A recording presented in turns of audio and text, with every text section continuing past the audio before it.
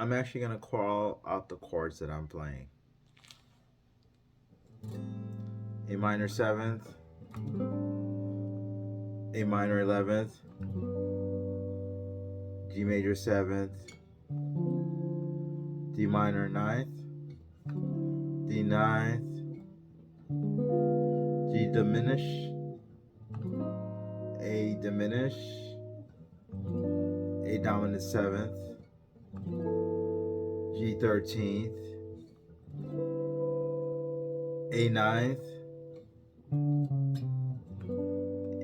A major 7, C major 7, A minor 7th, D minor 7th, D minor 7th flat at 5th,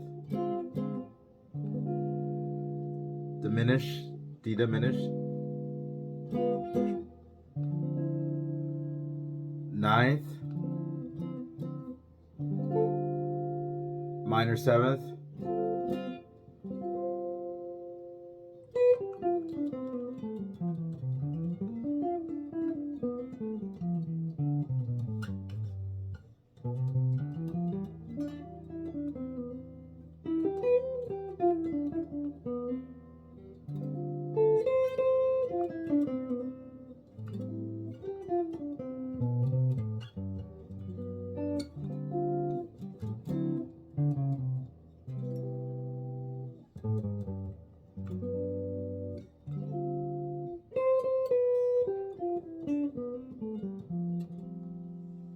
All right.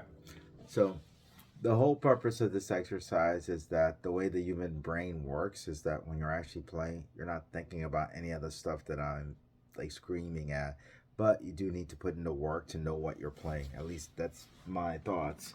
Um, when you play a tune and you see chord changes, you kind of hear chord changes before you see them. So to me, if I'm thinking about movement from say a C minor 7, and I hit a G major 7, I'm not thinking of the chord changes. If you're thinking, you're not going to play it right. I'm actually thinking about the movement and the sound more so than the actual note of the chord. It's almost like at the certain level when you first start playing, you study tunes and you study chord shapes and you study chords, but at some point you forget about it. That doesn't mean you are just freestyling, but I'm hearing notes and I'm hearing where I want to go to. Some people call it target notes or target chords, but it's not about that. But you do need to put in the work, and I'm still putting in the work, so I don't have it mastered. Probably never will. This thing is a lifelong challenge to try to really understand the guitar. But like I said, the whole purpose of that exercise was like think about what you're playing at some level, but at another level in the subconscious, uh, once you get it, forget about it. Okay. One of the things that I bring up about this is like last night I was watching a video. It was probably from 5 years ago.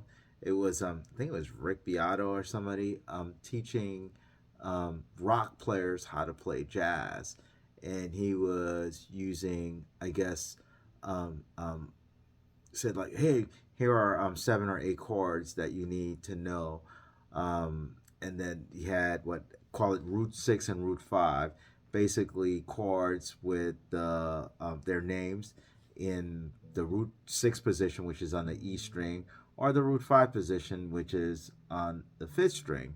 So you had things like started off with like A minor 7th, A major 7th, A dominant 7th, minor 7 flat at 5th, 11th, 13th, diminished, and he did so on and so on. The same thing with the on the 5th, root 5th position chords.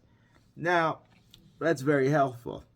The only problem is when you start hearing jazz music, it doesn't sound kind of like that. Yes, it sounds jazzy, but when you start hearing McCoy Tyner or people comping and all like that, it doesn't sound like Route 5 or Route 6. You can get it. And yes, by the way, what he's teaching is actually the way conservatories teach and the way people teach that, which is root 5 and root 6 and all this other stuff. But when you really listen to the music, um, that's not how they really play all of that stuff. You can buy a real book or a fake book and you can kind of understand what they're doing, and you can maybe play 95% of the songs and go like that.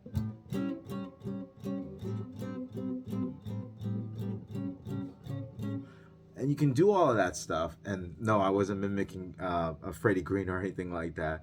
But the reality of it is that what people are playing is much, much more complex than that.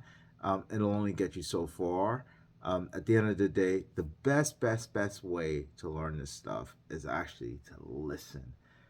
I mean, it's not at Berkeley, it's not at North Texas State, it's not at Juilliard.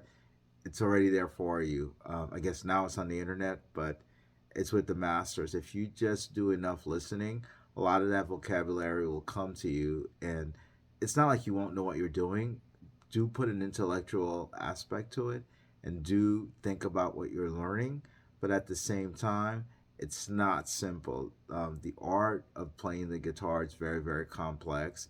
It's not about root 6, it's not about root 5.